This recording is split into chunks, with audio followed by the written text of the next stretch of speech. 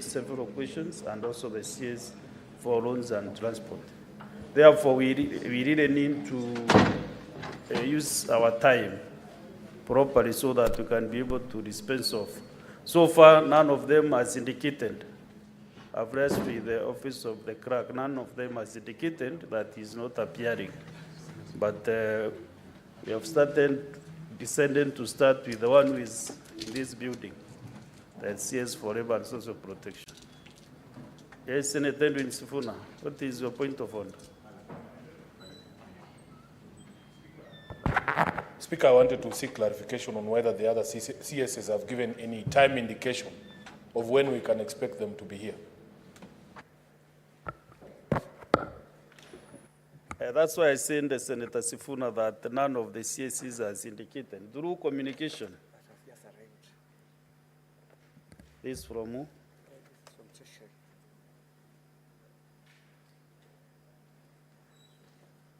As we are discussing this is a letter from the CS Treasury requesting for rescheduling or appearance before the Senate. When is this?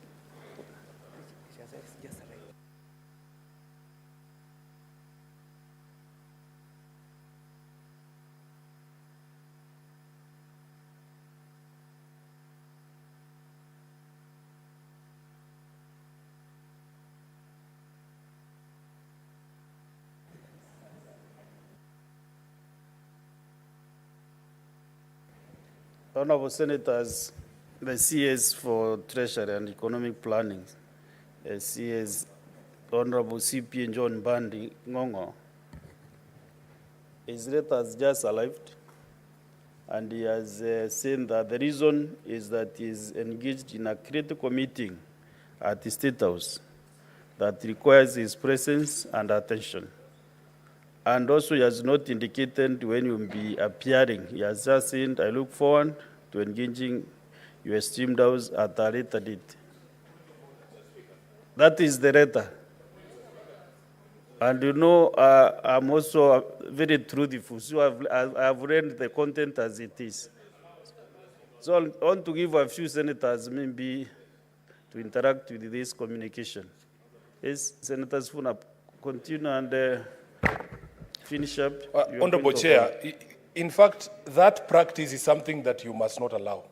There is no way a cabinet secretary can send a letter to you seated in the chair this morning. I am very shocked because you see, Honorable Chair, we woke up very early in the morning to come and attend this session. The question that I was supposed to put to CS Mbadi is a question that is over a year old.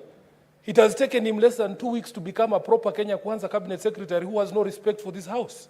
Honorable Chair, we cannot allow this because we want to engage with these CSs. He cannot tell us, and I have heard in this House before, people saying that when Kibaki was president, if there was a matter before Parliament and another one before State House, the precedent was that you come and attend to the matters in the House first. I want to tell John Mbadi that this is unacceptable. This is unacceptable, totally unacceptable, and he has to show respect for this House. And in fact, it is worse that he was a member of Parliament. If he had just been plucked from the wilderness like some of the other people I see, maybe we would excuse him. But he is a member of Parliament. He has even finished 2 weeks.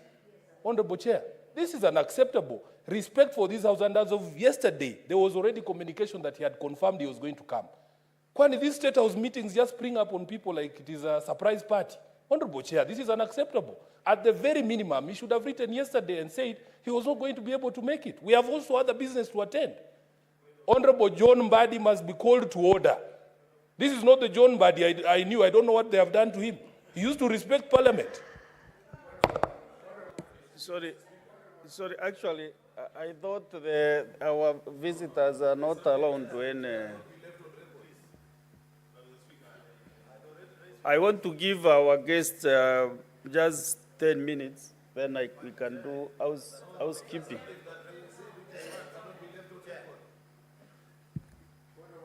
I have directed that our visitors here, the CS for Labor and Social Protection and his team, to give this House 15 minutes to interact with this communication.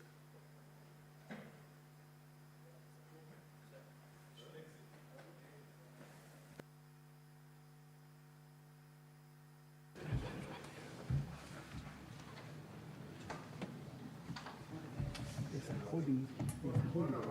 Just It's a holding room. Just Yes, Majority Leader. I keep telling my friend Sifuna that if he wants to become a good legislator, he must not conflate issues. The point that he's raising is something that all of us on this side agree with.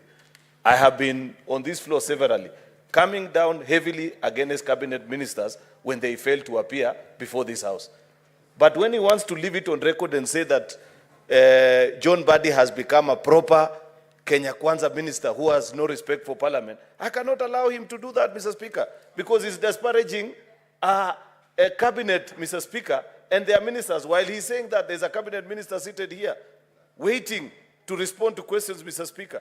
Is it in order, Mr. Speaker, for Senator Edwin Sifuna to claim that a proper Kenya Kwanza minister has no regard for parliament? Can he table any fact, Mr. Speaker, to support his allegations, Mr. Speaker?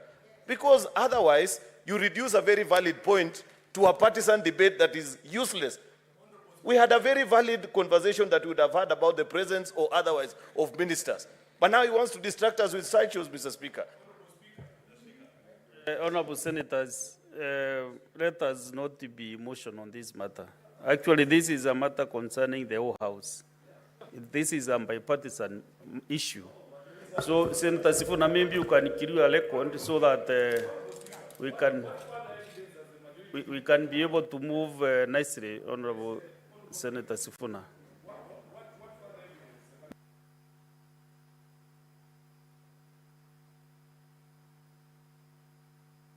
No, I've asked him to clarify that bit so that... You don't want me to speak? Honorable Speaker, I don't know what other evidence the majority leader would want tabled of disrespect of this House other than the letter that has been brought to you while you are seated in the chair. And the fact that he admits that we have engaged on this issue repeatedly, it is indicative of a tradition within the Kenya Kwanza government that they disrespect this House all the time. We have dealt with this issue more than enough times, Honorable Speaker, and the majority leader cannot gag me. You cannot gag me, Honorable Cheruyot. The disrespect is in that letter that has been brought this morning. We woke up here to do this job. Where is Mbadi? You can't defend Mbadi. Have your seat, Senator Sifuna. Senator Enoch.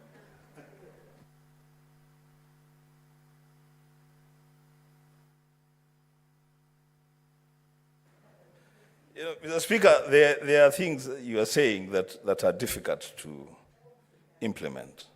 When you say people should not be emotional about this matter, it's difficult not to be emotional about what we have just witnessed.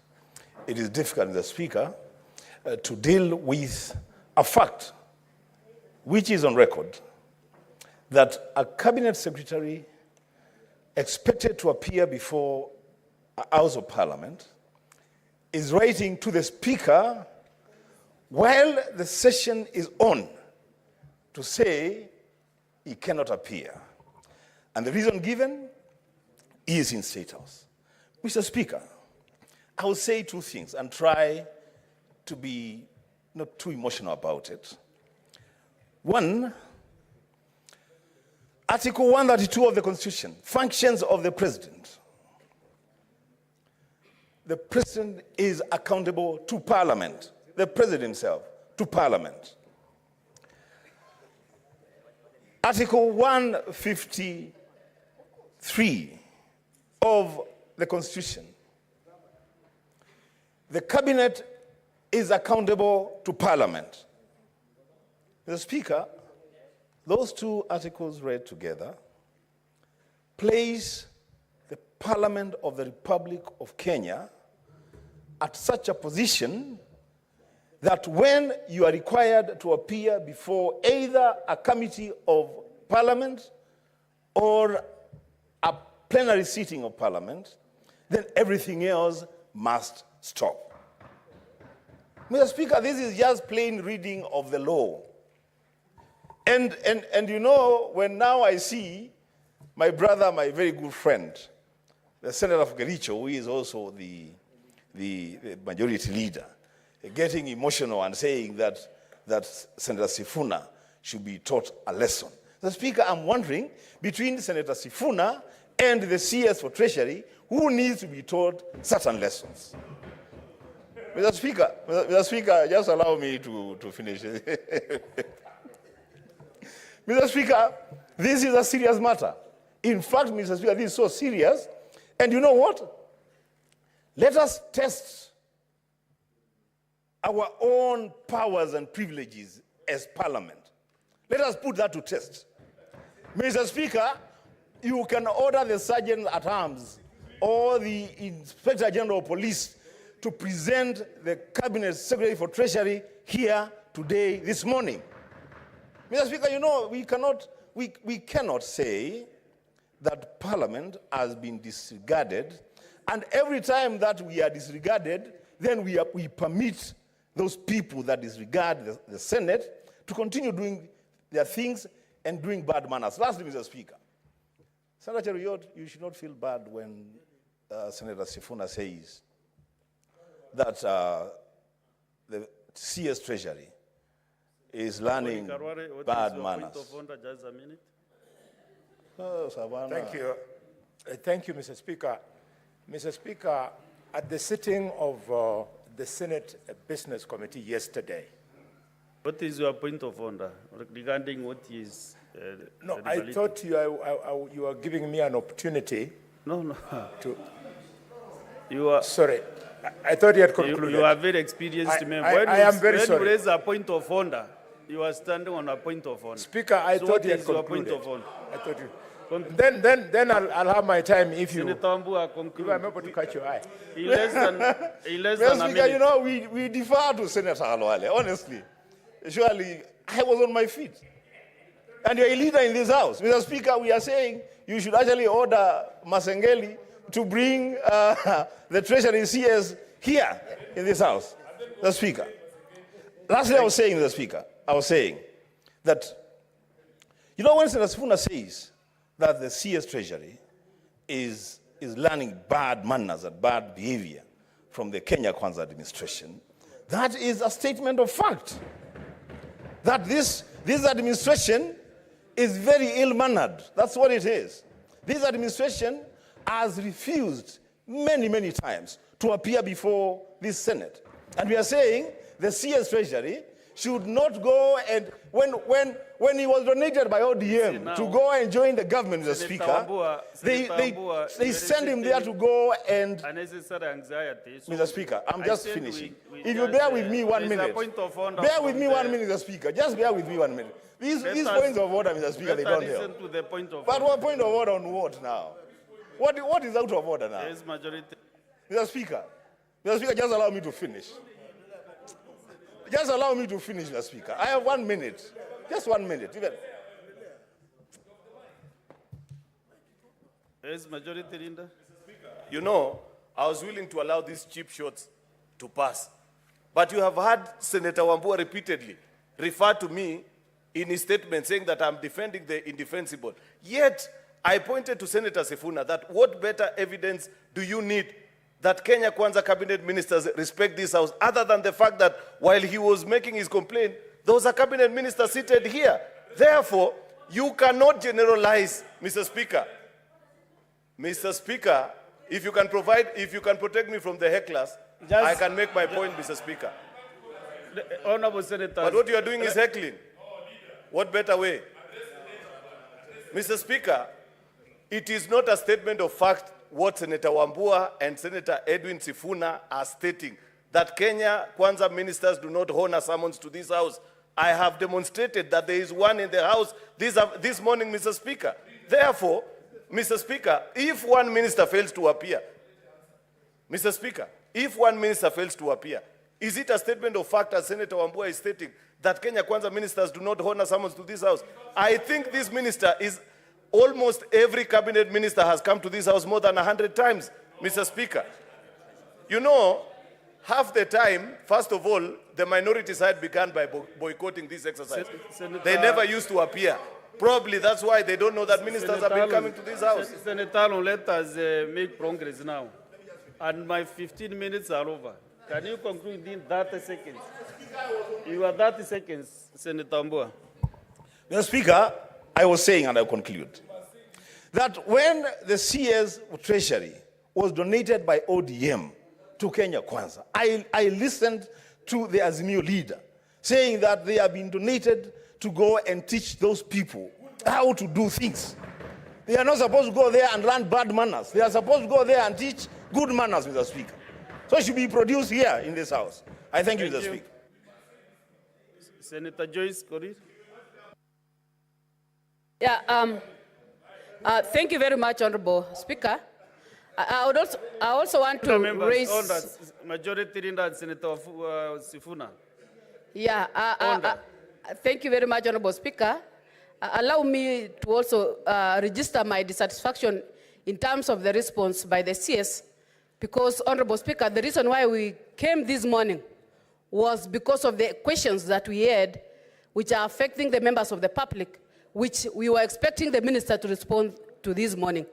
Honorable Speaker, I don't know whether we have the prescribed timeline when the minister is supposed to respond, whether he is appearing or not, because it's so shocking that a letter is just being brought to the House during the time when the motions or when the questions are supposed to be responded to, Honorable Speaker. So it's really putting this House in a very awkward position, and I want to say that we need to set as a House. I don't know whether it exists, the time frame that they are supposed to respond. It's really so hurting. We came this morning expecting to get the answers.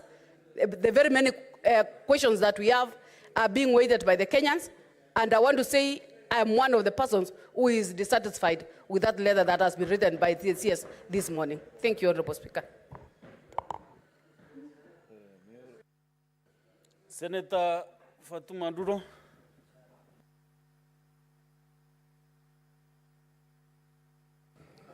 Thank you, Mr. Speaker. Mr. Speaker, I wish to join my colleagues in contributing to this matter. Mr. Speaker, I don't want to say much because much has been said, but this matter is not about a political party. It's about an individual member of cabinet who should take up their responsibilities. Mr. Speaker, I really feel frustrated because there is nothing happening in this House as far as summons or invitation of this House is concerned.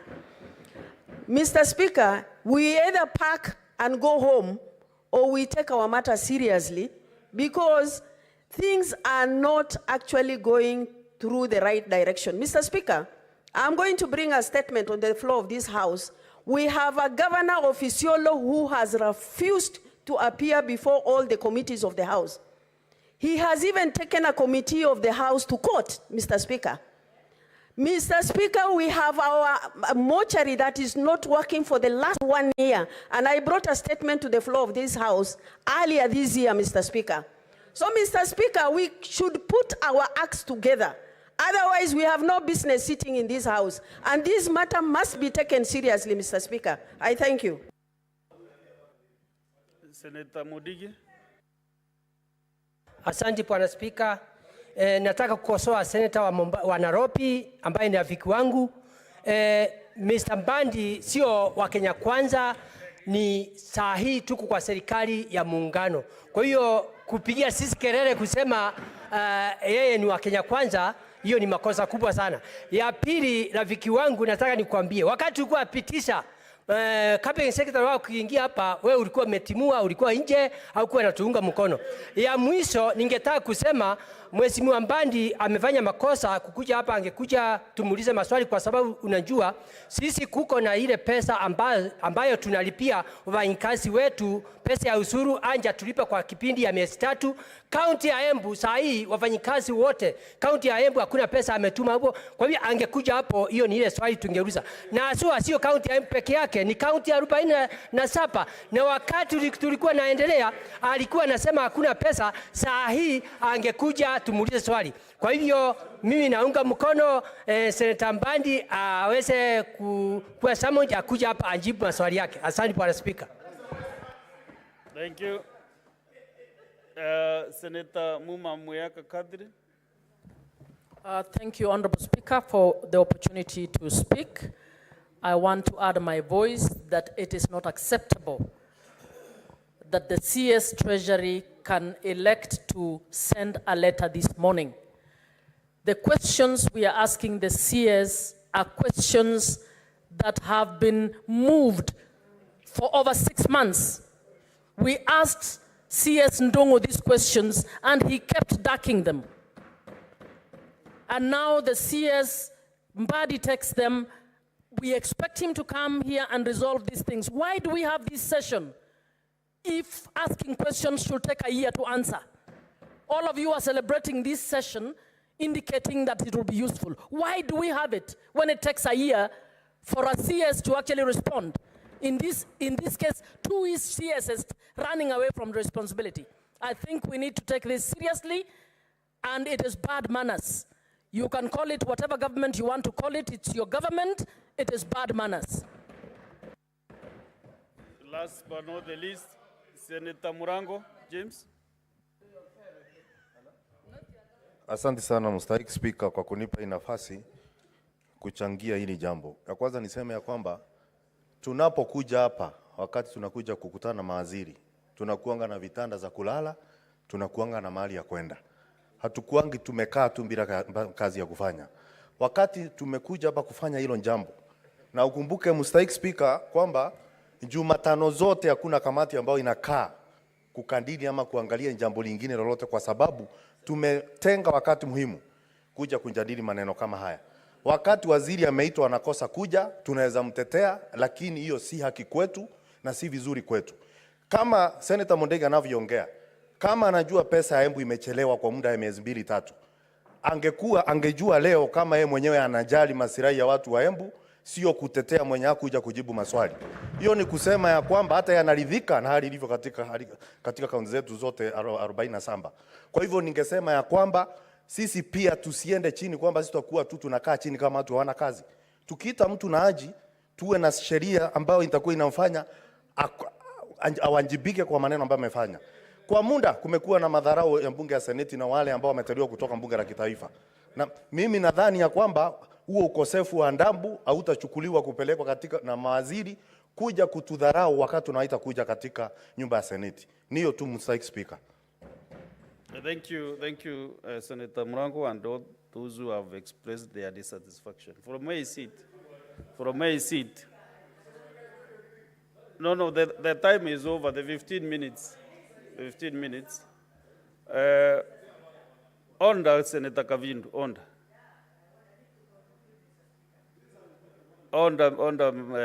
Senator Kavindu. I was saying that it is not in order from where I sit to receive a letter and actually communicating that all the CSCs are indicated. None of them had expressed that they will not come to this session this morning. But it's not in order to just receive a communication from the CS when the session is on. And therefore, senators, we cannot be lamenting every day in, day out. I would like to have a bipartisan manner in this issue so that both sides can revoke standing on the 51D, which says that the Senate may, where a cabinet secretary fails without reasonable cause to appear and respond to questions on this part, move a motion to censure the cabinet secretary. So we should not be just weeping, crying, and we have our explicit authority under 51D. Therefore, I think we should take that direction. I've been the last session also, of all the cabinet secretaries, let me also say that it's only one cabinet secretary who has let this house down. I want to disagree with those who said cabinet secretaries don't appear. But the CS Treasury, even last session, did not appear to answer questions. Therefore, this time around, I really request that both sides, you sit and agree on the way forward on this matter. This house belongs to all of us, not to one side of the divide. Therefore, on these things, such matters, let us approach these matters in a bipartisan way so that we can move our house forward. We have no other Senate in this republic. We are elected 67 senators. who are in this house. So if we fail, all of us will fail. If we succeed, all of us will have succeeded. Therefore, now I request the Sergeant at Arms to bring in the CS for labor and social protection.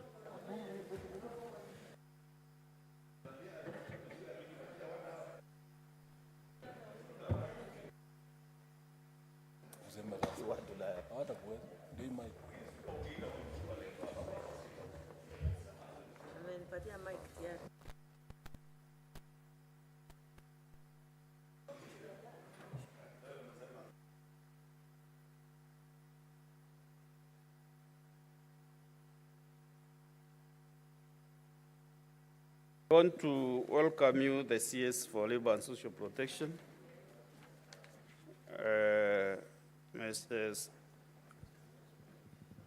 So that you can answer these three questions.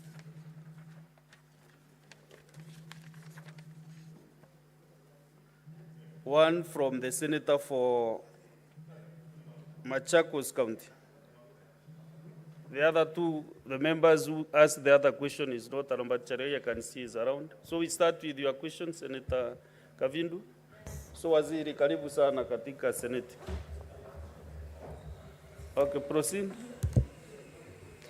Thank you, Mr. Speaker, for this opportunity to be able to ask my question. Let me first of all start by congratulating the CS for Labor for appearing here. And severally, he has appeared before the committees. But before I ask my question, Mr. Speaker, I want to say that the CS Treasury has done very wrong because there is no money in the counties. We have not paid our offices in the counties for the last 3 months because of exchequer. Senator Kavindu. Yeah, I'm coming to my question, Mr. Speaker, but I needed to say that. Yes, Alfred Mutua is not the shares for Treasury. I know Just that. asking his questions. I was only commenting on what we were commenting before. I'm done. Now I'll ask my question, Mr. Speaker. Thank you. Honorable CS, this concerns, my question is, could the ministry consider collaborating with the Sifuna? Well, let me ask my question, please. Don't interrupt me. Could the minister consider collaborating with the consortium of the 7th August 1998 victims to identify and enroll surviving Kenyan victims of the 1998 bombing of the United States of America Embassy in Nairobi into the social assistance program currently being implemented in the ministry and by the ministry? Thank you. CS. Good morning, Mr. Speaker, sir, honorable members. I'm very happy to be here and thank you for the question. Before I start, I just want to say that I'm accompanied by my two principal secretaries, PS Mwadime of Labor and PS Motari of Social Protection, and Mr. Kasses, Senior Deputy Labor Commissioner, and many other CEOs and MDs, NEA and others. We've come, the whole team. To get to the question, Mr. Speaker, I'd like to say the following. Yes, we are considering, and this is something that we're working on, the Ministry of Labor and Social Protection met with the officials of the victims Tumaini 1998 on 18th of October 2023.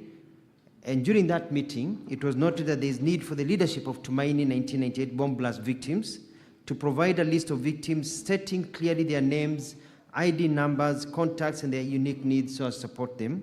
Because we needed to identify those who are genuine 1998 bombing victims.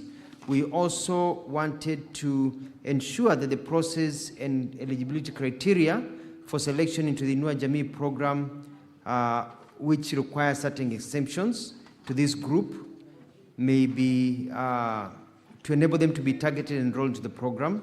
And also considering that children of the affected bombing victims, the Presidential Secondary School Bursary program. Similarly, in addition to this, the National Council for Persons with Disabilities held a meeting with the representatives of the survivors on Friday, 27th October 2023. In the meeting, the team was taken through a detailed presentation of the Council's mandate and potential areas where the victims can be supported, including scholarships for disabled children, recommendations for tax waivers for persons living with disabilities, and provision of assistive devices, among others. It is noteworthy to mention that no list of victims, Mr. Speaker, has been availed to my ministry to confirm whether they meet the eligibility criteria for enrollment into the Inua Jamii program.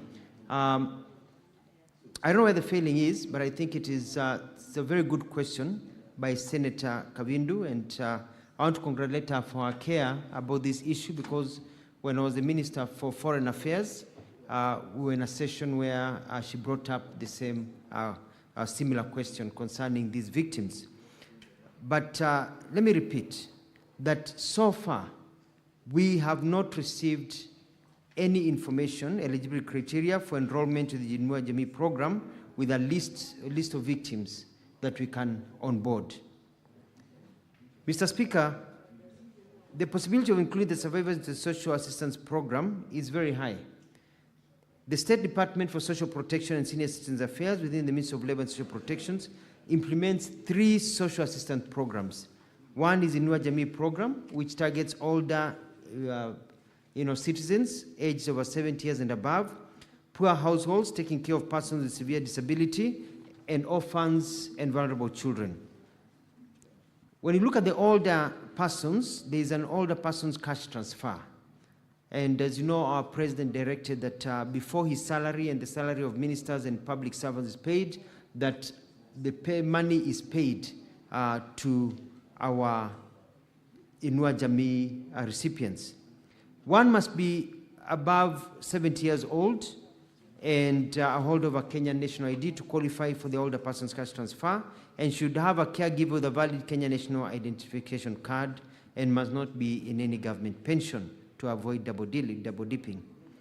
Now, when it comes to orphans and vulnerable children cash transfer program, poor Kenyan households with any one or more of the older persons or of children, vulnerable orphans and vulnerable children aged between 0 and 17 years, or basically 0.1 and 17 years, is a permanent member.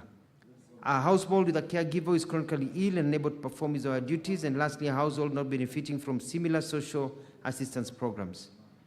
C, for those with people with severe disability cash transfer program, they are meant for a poor household with a person with severe disability who requires 24-hour care, a household not enrolled in a similar program, and a beneficiary who is a Kenyan citizen. In order for the victims, and I think Madam Kavindu Senator will agree with me, for the victims of the 1998 National United States Embassy bombing survivors to be included, they should meet the criteria, which is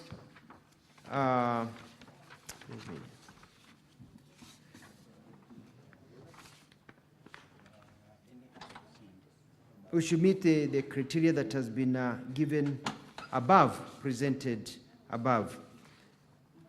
I would also like to point out, Mr. Speaker, that in the case, because this case happened in, it's been over 18 years now, since the bomb blast happened, and if there are children who are affected or were left behind at that time, they are now over 18. Therefore, they do not qualify at this particular time for any of the programs because they are above the limit of age given by the law. I submit, Mr. Speaker. Senator Kavidu, do you have any supplementary question? Yes, Mr. Speaker. Yes. I just want to follow up from where he stopped by saying 0 to 17 years, and most of the victims are above those years. Now, is it their fault that they did not get the care that they needed until they are above the years? And what can be done for them to be compensated? Can they also, I'll follow up with the number, as you have said, and the ID numbers and the clarification. I'll follow up with the people concerned and I'll make sure that they'll come back to you. But even as we do that, can they also be registered in the cash transfers, especially the PWDs who are completely unable to do anything for themselves? Majority of them are blind, totally blind. Those should be included in the cash transfers, even if they are not at the age of 70. And the children also, the ministry should consider. Thank you, Mr. Speaker. Yes.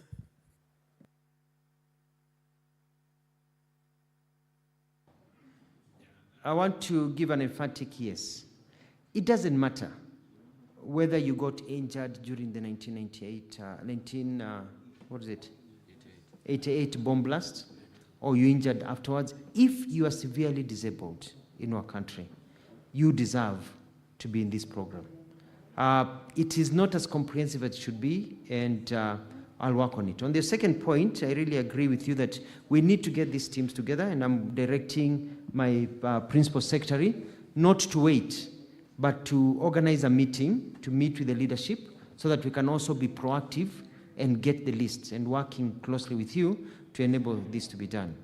And whether you're below 70, above 70, and you're disabled, you qualify automatically, and there's a criteria of how you are tested at the hospital and you qualify. I wanted to add something that may be of interest to the House, and that is that currently, most members, you are aware, people go in the morning to pick up their monies from banks or agents. And they wake up in the morning, get a boda, get a car, they go a long distance, and they line up the whole day waiting to receive their monies, which is not fair. And His Excellency the President has been very clear about providing justice. You don't have somebody spending 500 shillings to come somewhere, spend another 200 to eat, and then you're giving them 2,000. Already the money is gone.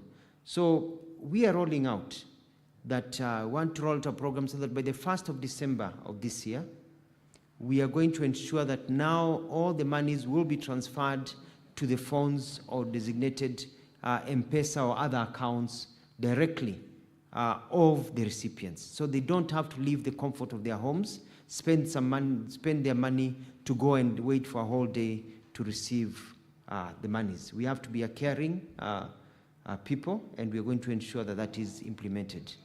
Thank you, Mr. Speaker, sir. Thank you. Let us have a few other supplementary questions, but just only one question. Senator Mandago, Jackson.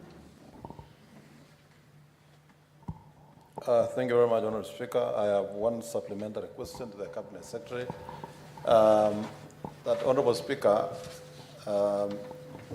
during the 1998 bomb blast, there are allegations that there are a number of staff who are working for Cooperative Bank who are allegedly illegally dismissed from work following the injuries they sustained from the bomb blast.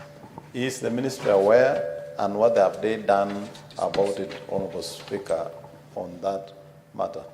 And Honourable Speaker, just on what the CS has just commented on the transfer of funds, Honourable Speaker, I would like the Cabinet Secretary to let us know why is the ministry using banks, M-Pesa, and others, and not Postal Corporation, a government entity that under the law and under their mandate, it is their responsibility to handle digital payments for government. Yes, Waziri. Thank you very much, Mr. Speaker, sir. It's the issue of the staff working with a cooperative bank that were let go or working in that building. We are not aware. I've just done a bit of consultation. Maybe if they wrote to us, the letter got lost somewhere. It's not in my office. I would request, Mr. Speaker, sir, through you, the Honorable Senator, we can have a conversation and we can see whether they are organized, and they can file a complaint with us, and we'll follow up to make sure that they get their rights. They are under the law, because people shouldn't just be dismissed and then they are not compensated properly. On the second question about Postal Corporation, we carry tender processes whereby banks were onboarded to be able to transfer the monies, and the contracts are coming to an end. And so Postal Corporation is welcome to participate in the next round, even as we move into a digital fora using the technological companies rather than just the banks. Thank you, Mr. Speaker. Senator Kadri Muma. Thank you, Mr. Speaker, and welcome, CS. My question is on the system that the ministry has put in place to ensure equitable access to social protection. Mr. CS, I would want to know, given that the Constitution requires that all resource in Kenya is equitably accessed by those who need, what mechanism do you have in place to ensure that, one, the correct people are the ones receiving social protection in this country, two, that where there might be deficiencies in the resource, that we can still confirm that it is equitably distributed among those who need to access it. Where can we get that register as members of parliament who carry out oversight to ensure that truly those who need to access social protection are the ones accessing social protection? I would want to know and access that resource. Thank you, Honorable CS.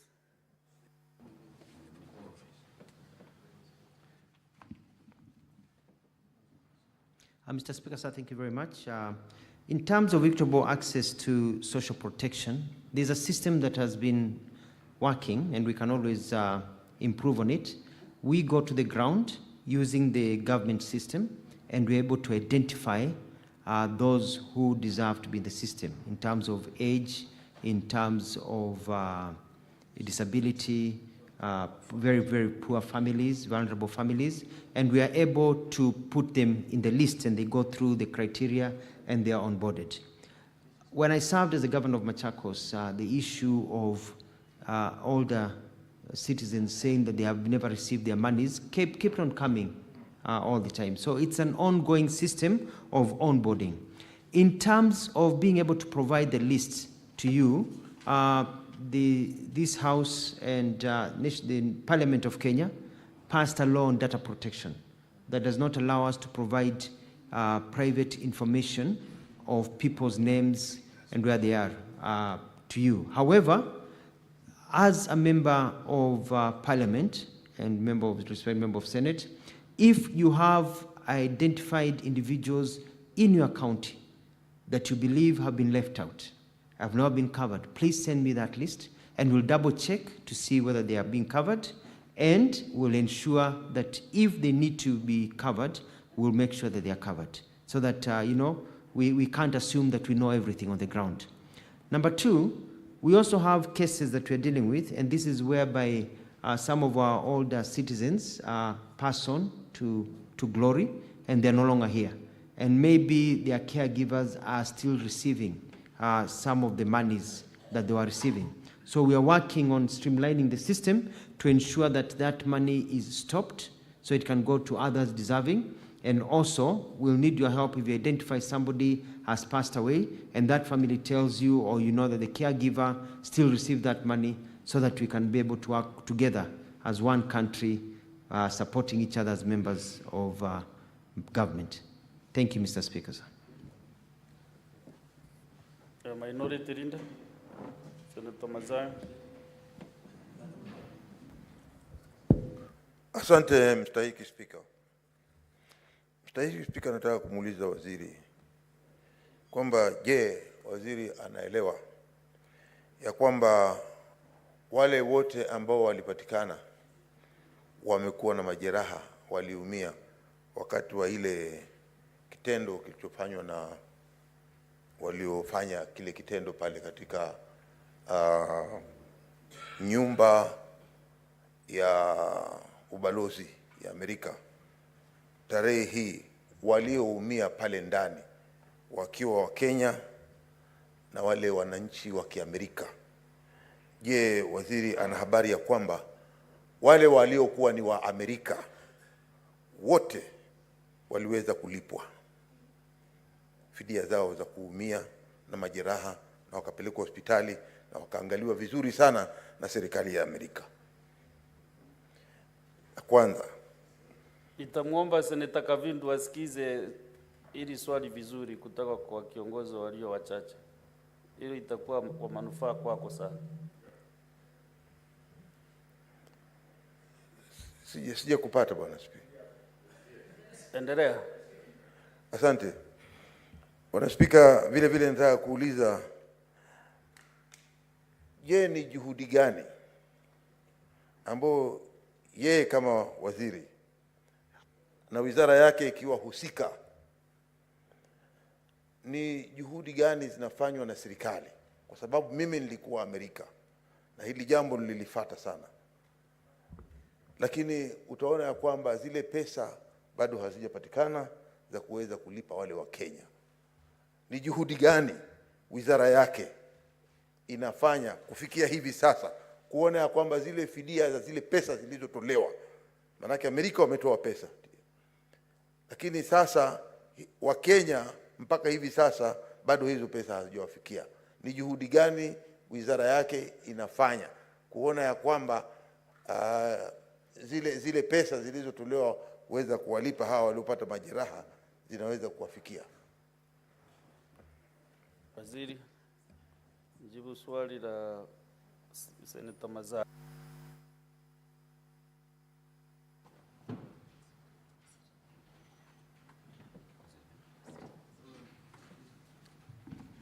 Swali saa ingine huwa kinapita. Siku. Samani, Mheshimiwa Spika. Shukran sana Senator Mazayo kwa swali lako la kina kabisa.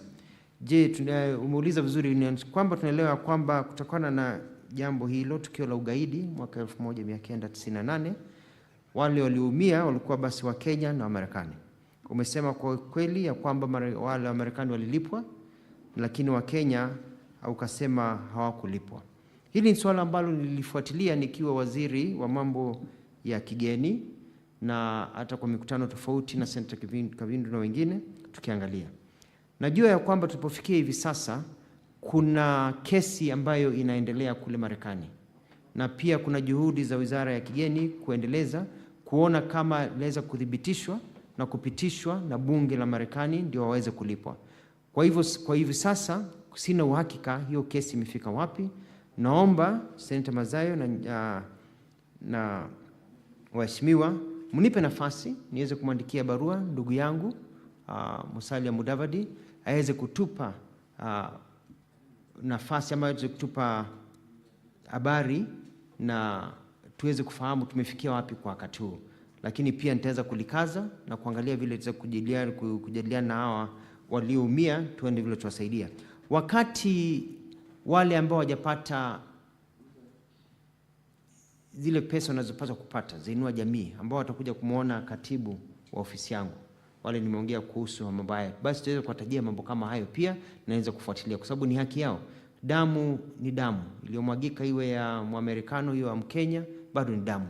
Kama wengine walilipwa, kwa nini hatukulipwa? Kama kuna Wakenya walilipwa, tujue ni wengine walilipwa, ni wangapi walilipwa na wangapi hawakulipwa.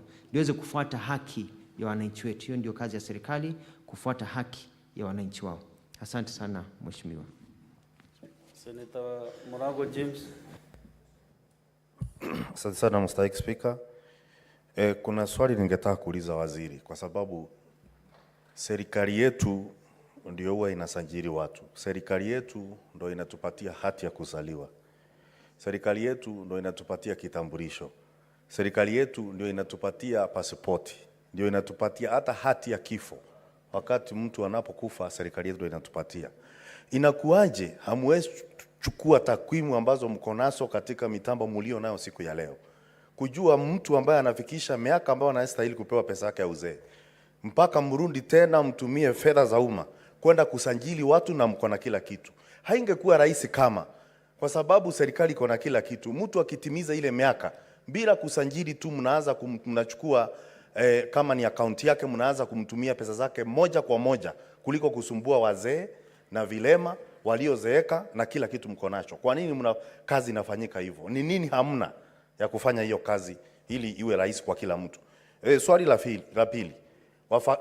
Ni moja tu, Senator Muranga. Nataka kusikanisha mstahiki Speaker, ni moja, ni line moja. Naomba Senator Joyce Korir pia ulizo swali kwa sababu ya maswali yanafanana yote. Ndio ajibu pamoja kwa jumla. Thank you very much, Honorable Speaker. Allow me to ask the CS. This is an active case that Honorable Gavindu has been following up between this country and the United States. And I want to say, Honorable Speaker, I just wanted to know whether the ministry has the exact number of the victims and what is their age bracket. And if so, how many have benefited from any programs that the country is doing right now in terms of stipends to people living with disability or the vulnerable in this country? Thank you, Honorable Speaker. CS. Thank you, Mr. Speaker, sir. Swali la kwanza Senator Muranga ameuliza vizuri sana kuhusu tuna takwimu hizi zote za kuweza kumtambua Mkenya, na vile tumefanya hivi sasa katika mkondo huu wa digitali. Tumeanza kuchukua hayo majina kutoka kwa Wizara ya Interior na kuweza kuweka katika ratiba ambayo inafaa.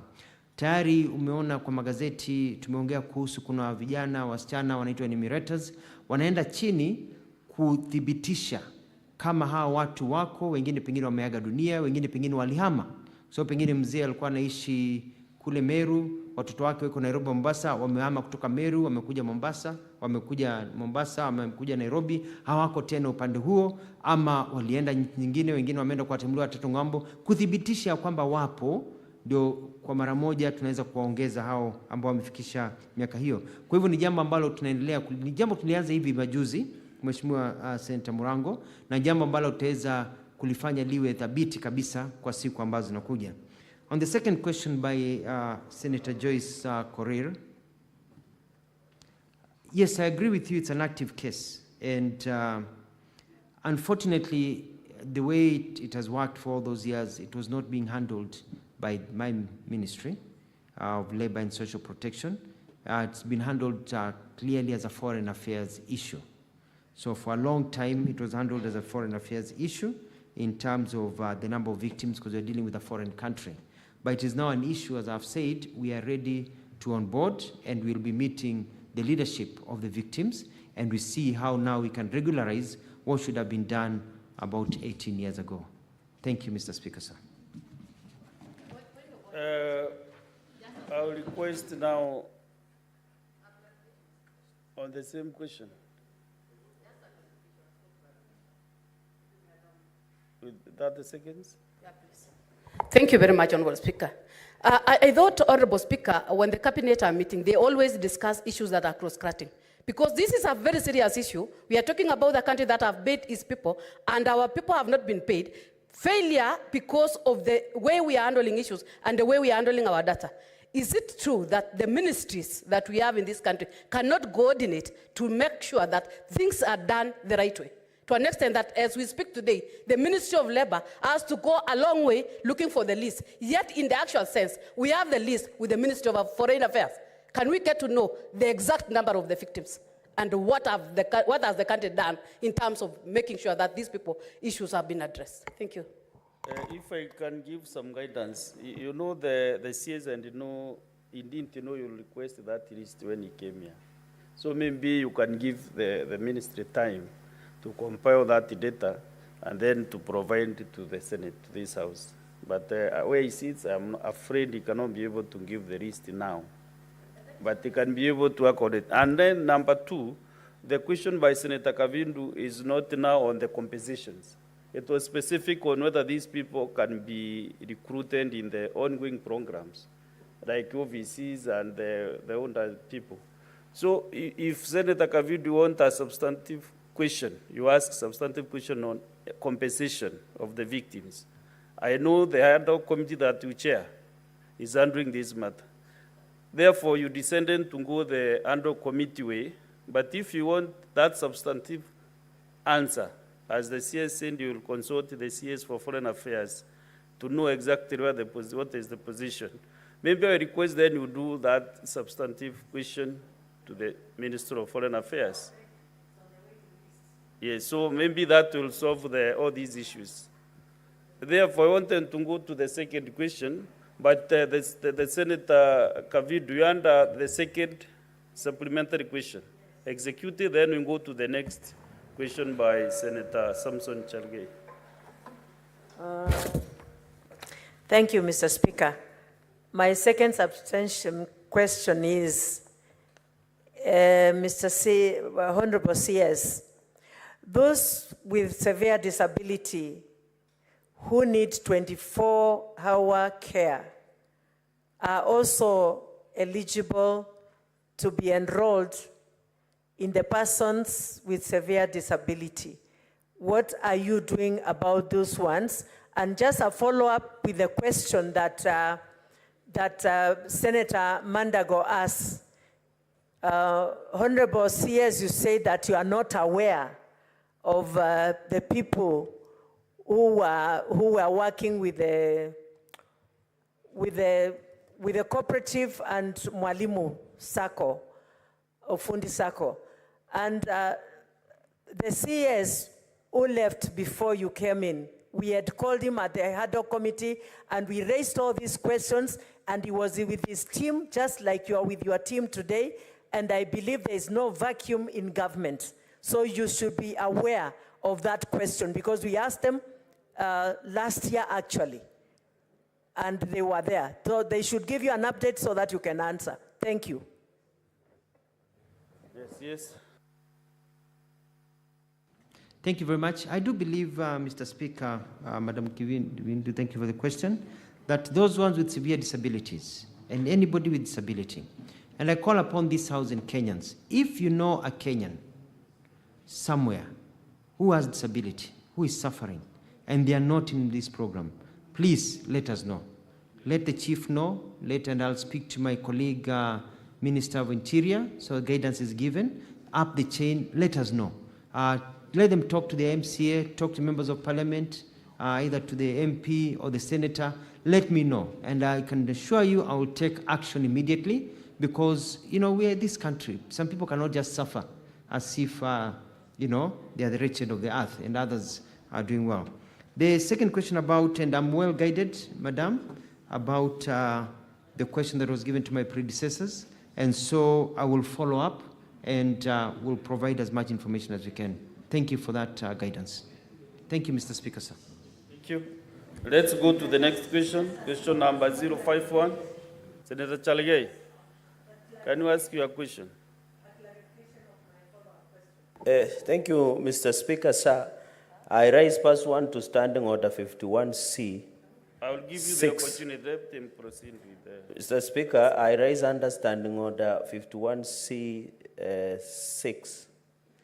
A Cabinet Secretary shall appear in person on the day of which the respective question is listed for response. One shall respond to the question.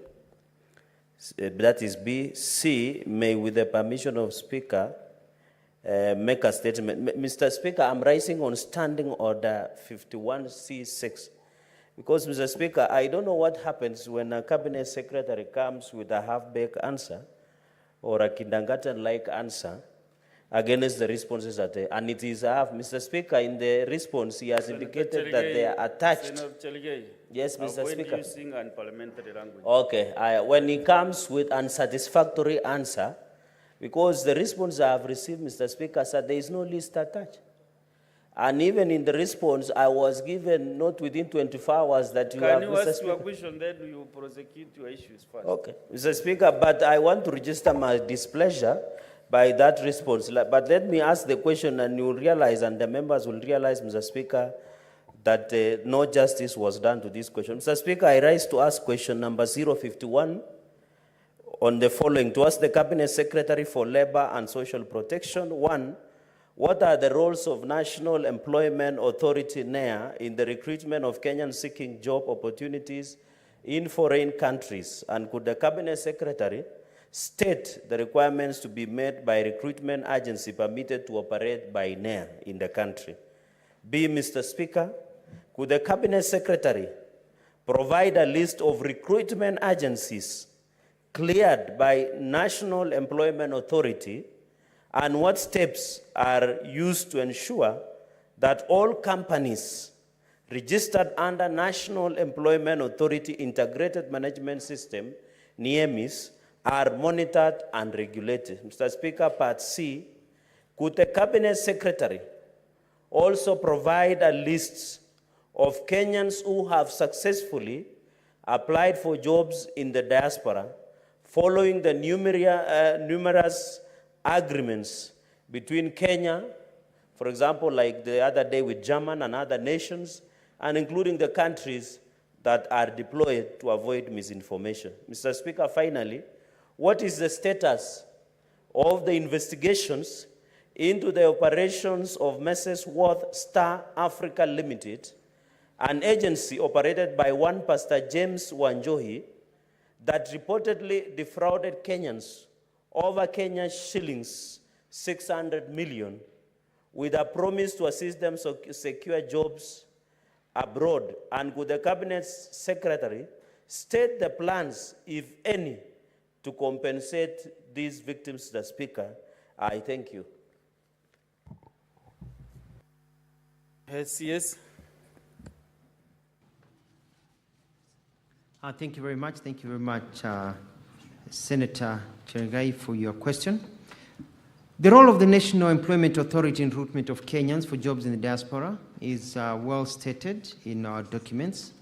It is, and I'm going to go through them quickly, to advise on the formulation of employment policies and strategies for national and county governments, facilitate the employment placement of job seekers internationally, and facilitate the implementation of national policies on employment.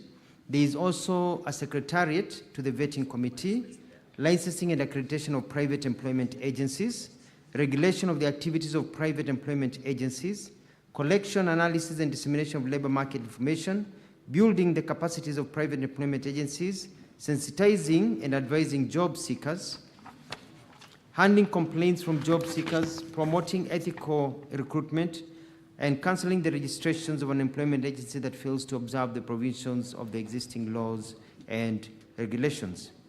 The requirements to be met by recruitment agency to be permitted to be operated by NEA is in our website, which is www.neaims.go.ke. But I've also listed them here for Senator Cherengai. There's an application letter for registration, a certified copy of the certificate of incorporation as a limited company, company articles and memorandum of association, company CR2 for the current year, must have a minimum share capital of 5 million shillings, a copy of a county government license, show that you are operating legally, company tax compliance certificate for the current year, registered and fully equipped physical office with the prescribed sizes. A company director must also submit a copy of his or her or their IDs, 2 passport size photos, current police clearance certificate, a valid work permit in case of any foreign director, certified academic certificates, which must be certified by the Directorate of Quality Assurance of the Ministry of Education. Company manager must also submit the following documents: a degree certificate in business-related field from a recognized university in Kenya that is also certified by the Quality Assurance of the Ministry of Education, an appointment letter to work for that company with clear terms, and a copy of an ID. Mr. Speaker, it is very clear that the process is heavy, that you really need to qualify. And these are very many requirements. You need to qualify because we need people who are in this industry and we need people who are valid. That's why we ask all these questions, all these documents, including a visiting of the space where they work to ensure that it is not a briefcase company. And then you are given your document. The second question about vetting by Interministerial Vetting Committee. An interministerial committee vets all private employment agencies seeking registration and renewal of licenses. It consists of the Ministry responsible for labor, immigration, internal security, foreign affairs, and the AG. During the vetting, the applications made by private employment are looked at, and making the independent recommendations approval or non-approval is also deliberated. In other words, it is not enough for you just to provide the documents. It's not enough that you qualify. Yes, we take you one step further. Yes, you may qualify on paper, but should you, in terms of national intelligence, are you a crook? You know, have you been bad somewhere else?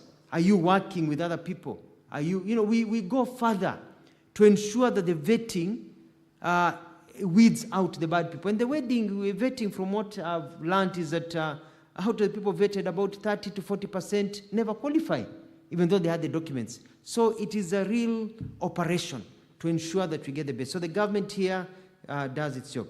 After approval, you pay a full registration fee, and then you have to be a member of a recognized association of private employment agencies, because we need somebody also to keep on monitoring you, so that when you go rogue, they're able to tell us. And then you execute 1.5 million security bond to the bank. This is for people who are engaging in foreign recruitment. Mr. Speaker, sir, tomorrow, sidetrack just to add to this, I'll be holding a meeting, a follow-up meeting with the recruitment agencies that recruit for people in Kenya and mostly for overseas. We had a meeting about 2.5 to 3 weeks ago where we deliberated about how we can work together. How do we cut the bureaucracy? How do we identify the crooks? Where is the problem? How do we reform National Employment Agency? How do we reform the National Training Institute, NITA?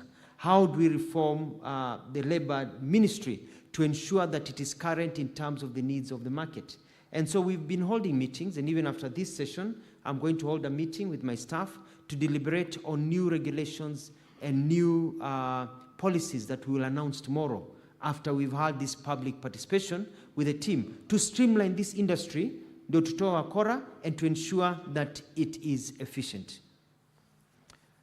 The list of recruitment agencies cleared to operate by NEA can also be found in our nims.go.ke.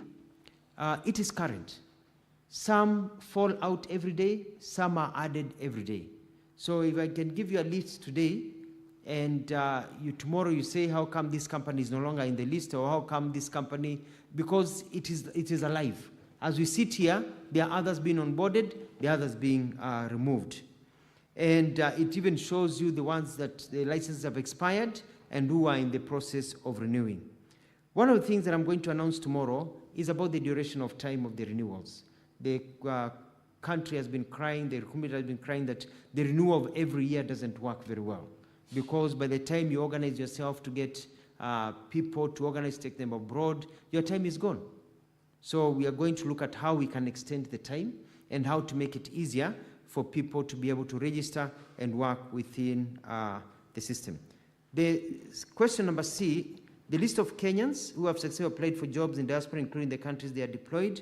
We have attached a list, and it's presented here, Cabinet, of the list of the Kenyans, and we hope that the list will grow now that we are trying to make this as efficient as possible from the Ministry of Labour.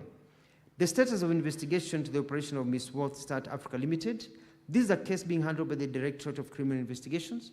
I will be holding a meeting with the senior leadership of the DCI.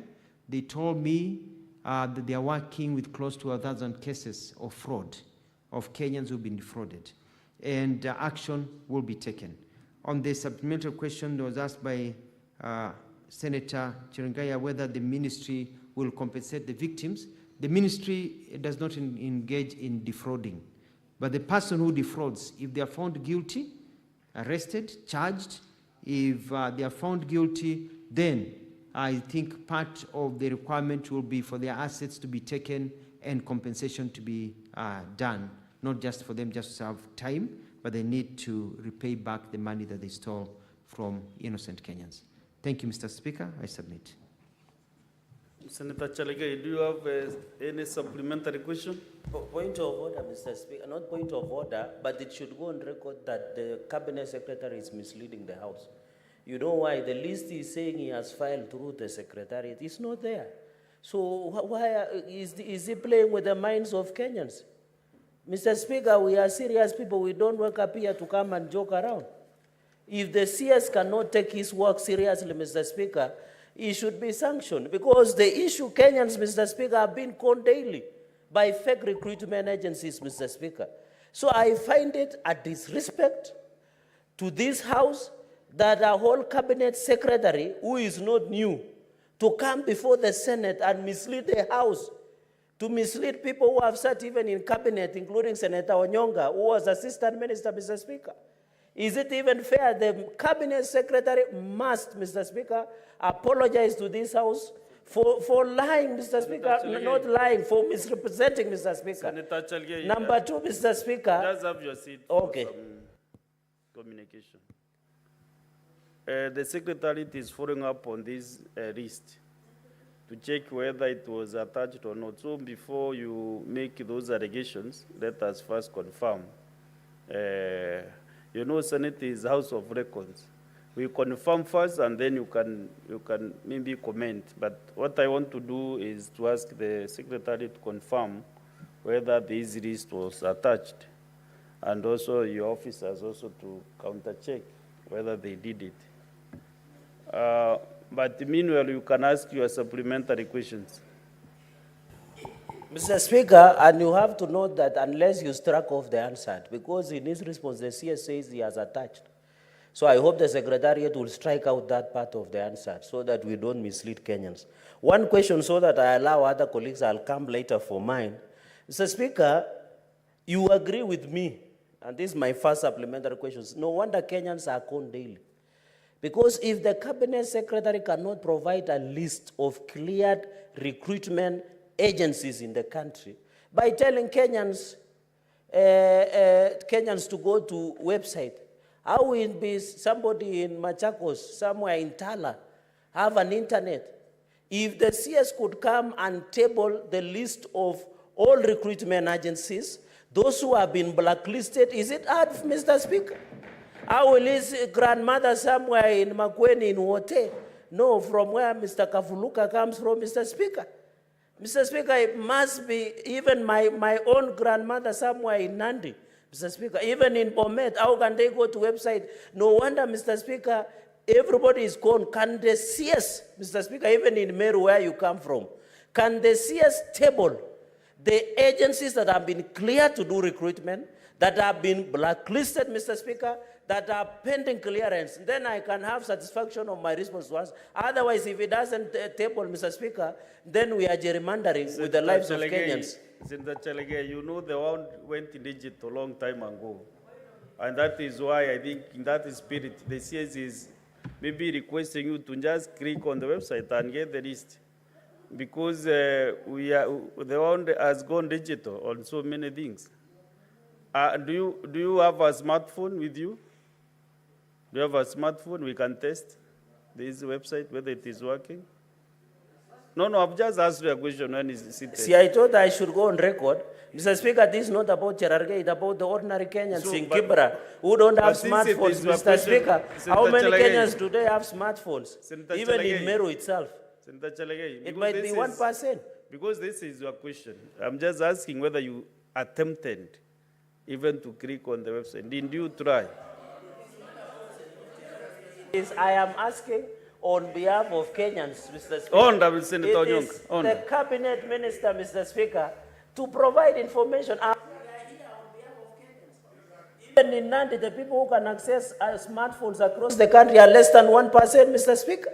So it is not fair, Mr. Speaker, that you allow the CS to slide with.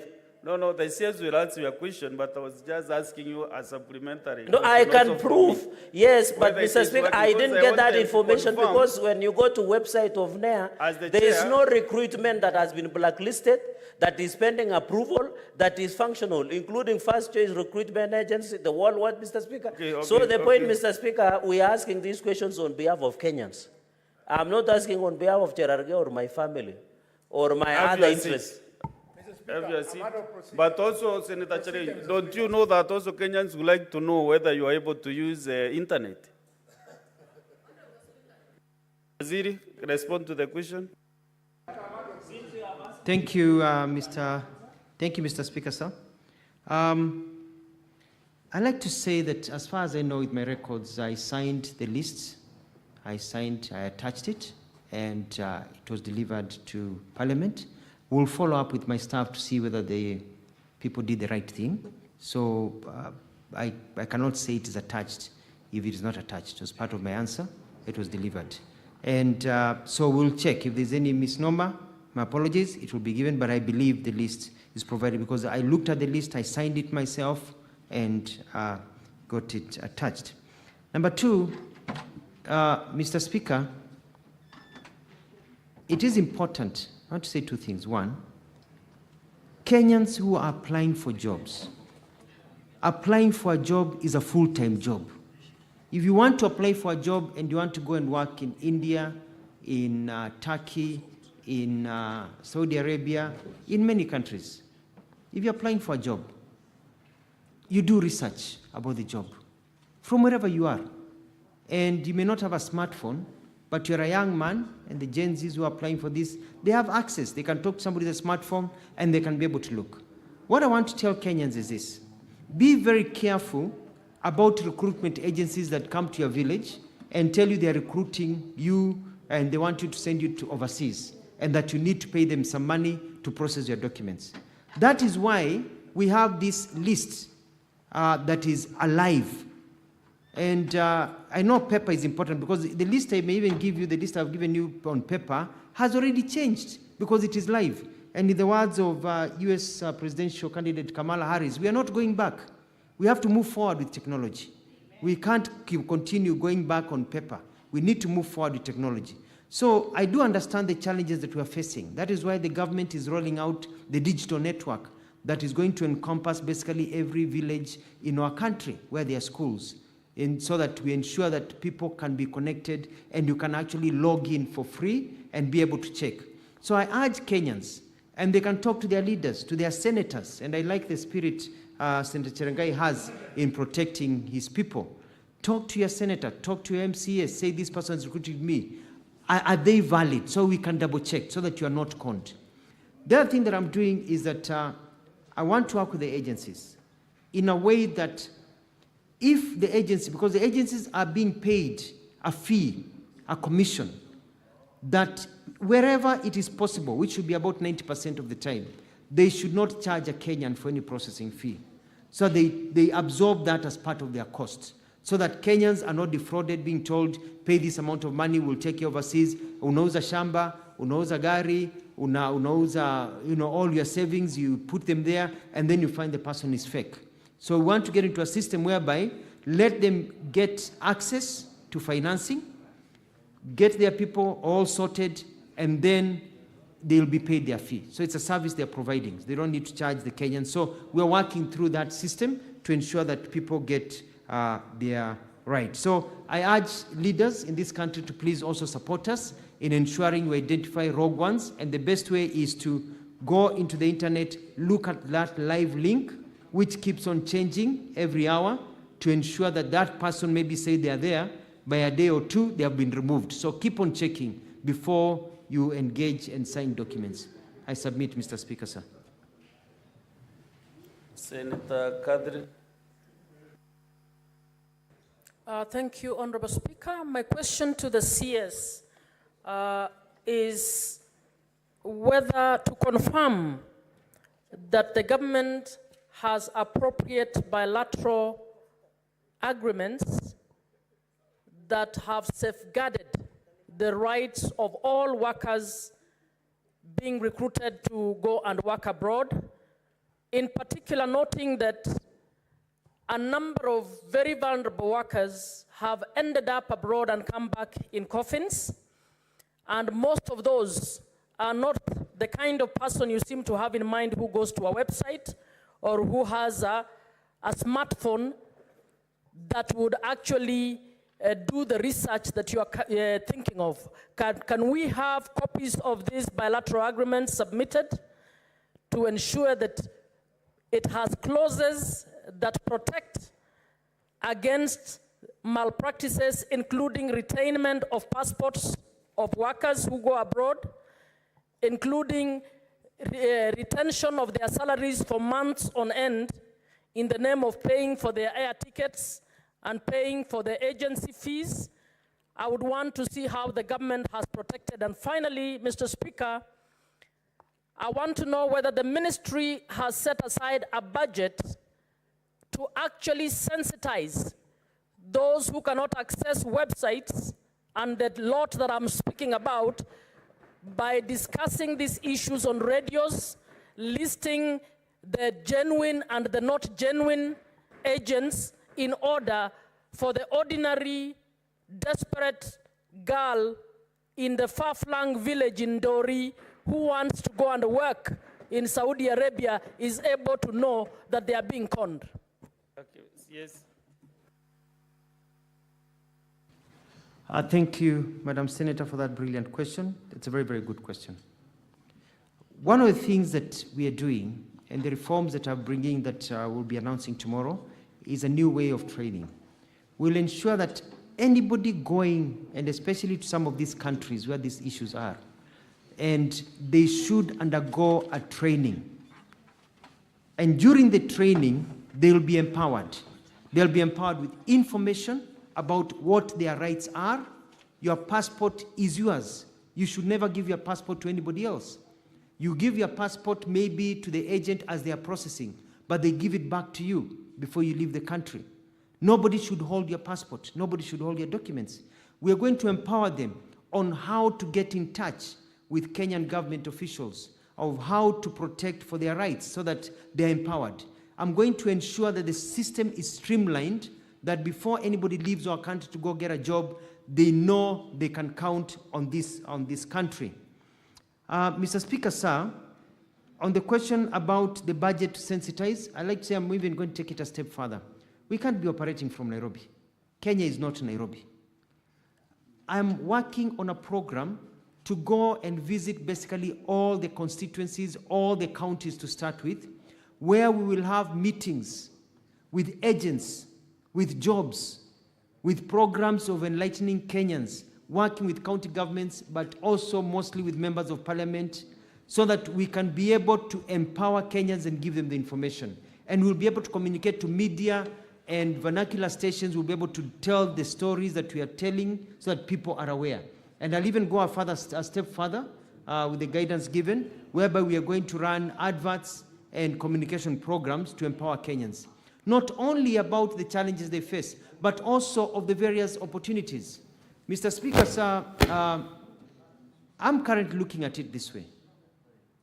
When I was on our way back from Germany, I met a number of Kenyans at an airport in the Middle East, and they were working, security guards, others were working in hospitality. Then when I was there, I met a Kenyan who was coming back, said he works in that country as an engineer. So the jobs you're talking about are not just the household jobs that people talk about.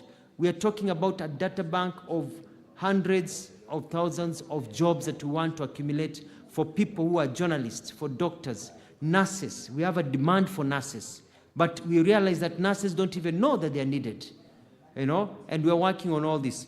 There's a question I want to, Mr. Speaker, to reply, and that is the issue of depositing all our agreements. I'm going to ensure that this House has all those labor agreements so that you can also be able to scrutinize them. We are going a step further in our agreements. We are trying to ensure that our qualifications match those qualifications of those countries so that they don't have to go and retrain again, so that our job our qualifications are accepted automatically. We're also making sure that they are protected by immigration, and interior governments over there from harassment and also from being deported without being heard. So we are looking at all those rights. So we've learned our lesson over the last few years. I'm quite lucky, and I thank the President for putting me in this docket, because the experience I garnered as a Minister of Foreign Affairs and Diaspora is really coming in handy, because these are not new things to me. Now I'm in the right ministry to correct all the problems that have been going on. I submit, Madam Speaker. Senator Moffair.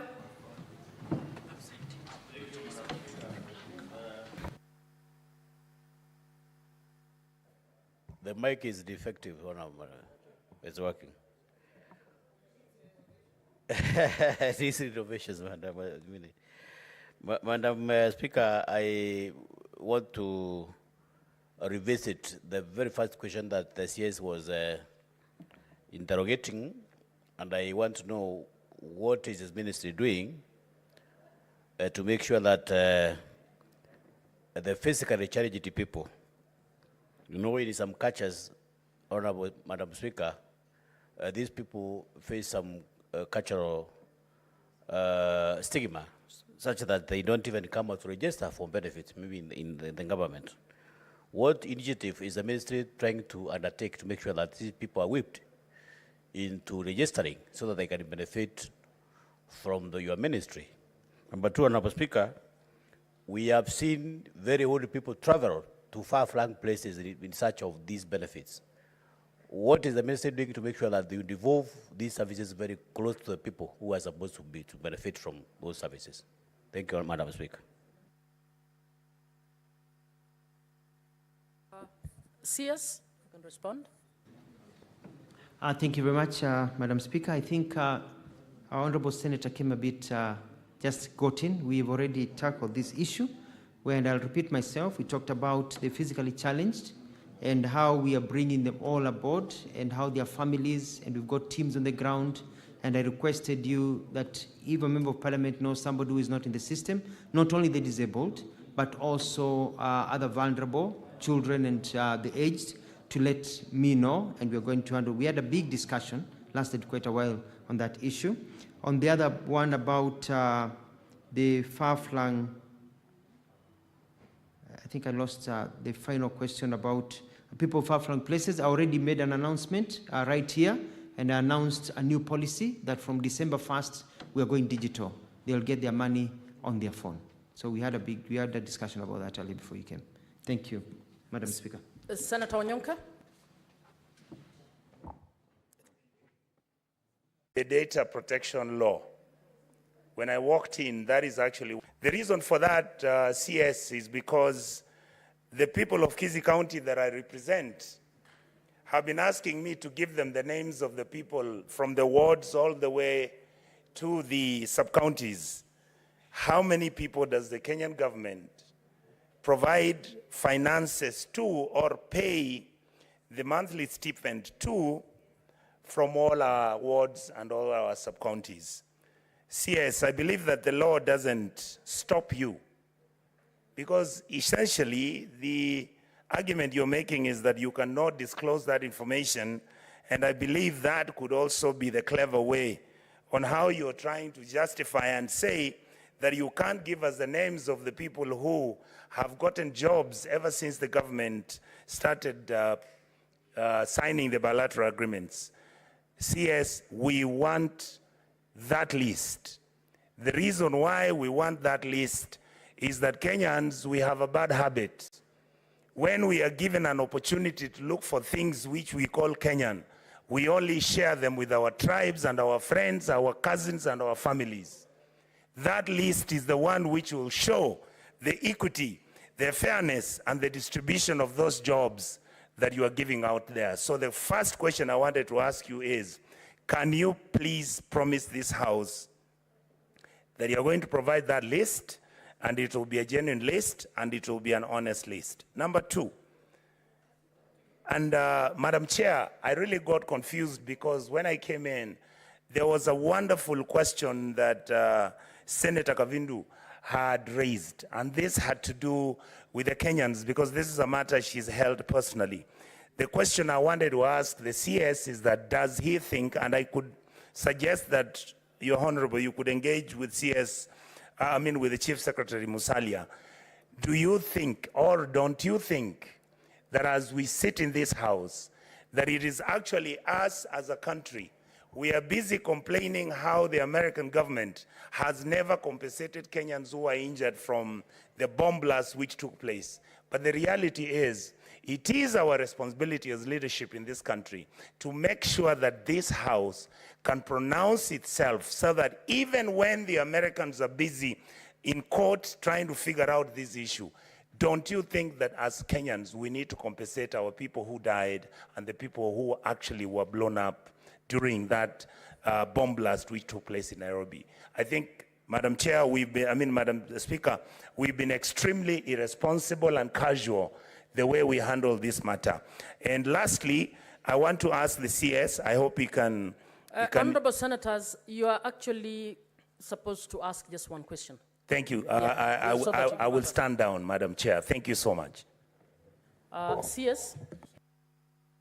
Thank you very much, Senator Nyonka, for your questions. In terms of provision of information, we have with us in our offices the payroll. And because it is important, and I totally agree with you, we don't want ghost people being paid. We want people to say, huyu mtu analipwa, atumfahamu ametoka wapi. I have no problem of any individual member of parliament in the National Assembly asking me, can you give me specific information, so that, because I can be able to give you that information, so that you can be able to double check and ensure that those people that have been listed are within your area, so that you can also help me also identify, maybe some have passed away and they're still being paid, others are moved to other counties and they're still being paid under the name of your county, etc., etc. The other question that you asked about we don't have a problem giving the names of Kenyans who have gone overseas on these jobs. We have the list. So usually what happens that we dispatch them here. Our job is to get them the jobs. They go overseas, then we let diaspora now, because once they get into the plane and cross the Ethiopian border going north or Tanzania border going south, they become a diaspora issue, even as we follow up. But we are now keeping tabs to ensure we know where each Kenyan is and where they work, because any Kenyan who is in distress is important to us. And I can also ask my senior and brother Musalia Mudavadi, PCS, to provide that information.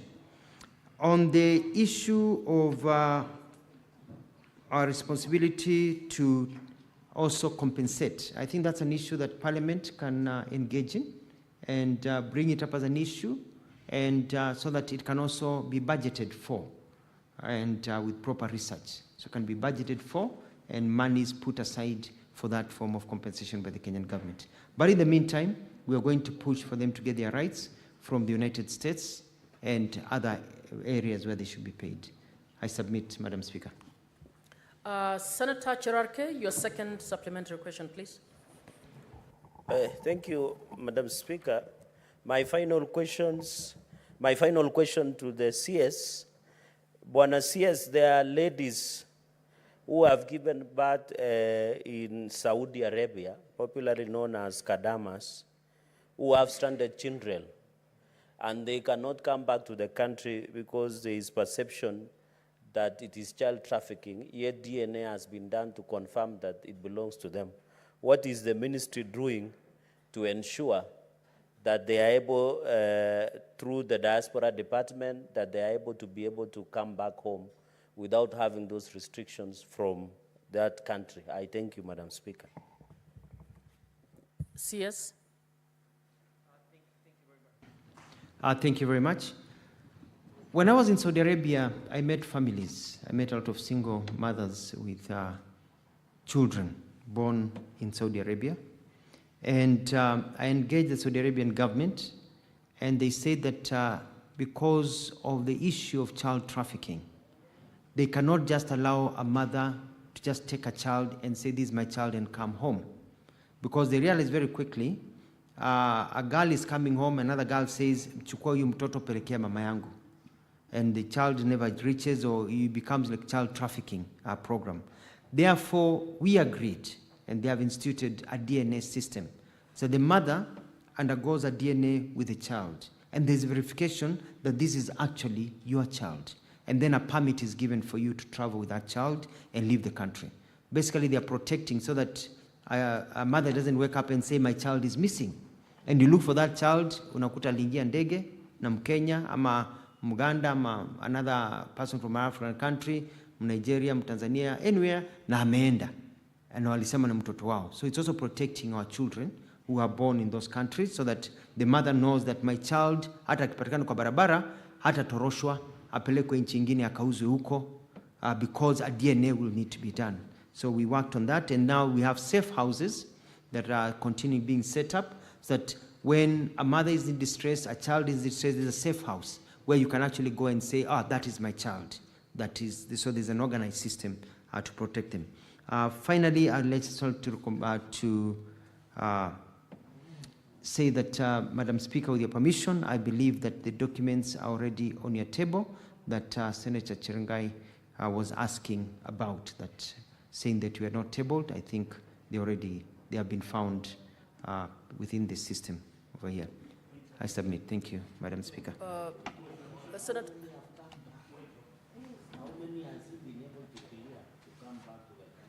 Madam Speaker, if I can answer that question that I overheard, is that... he wants to know how many children have come back. I will, yes, as I said, that is the forte of the State Department for Diaspora, which is under Honorable Musalia Mudavadi, because they are being processed overseas, and they're the ones with the records from the Ministry of Migration, Overseas and Foreign Affairs, so they'll be in a better place to be able to answer that question. Thank you. Senator Onyonka, no, you can't, no. Was it a point of order or what? On what? Been provided. Senator Onyonka, I don't know how you would have a point of order on a list that we've not even discussed. Please, let's move on. Madam Chair, the list has been tabled. Madam Chair, the list has been given, and that's what I'm saying.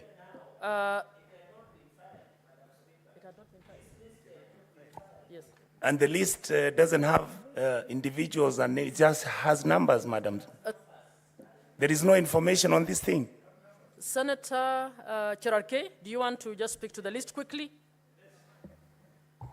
Madam Speaker, you know, when you table documents, you know, the Senate has the jurisdiction of High Court, as you are a senior counsel in this republic.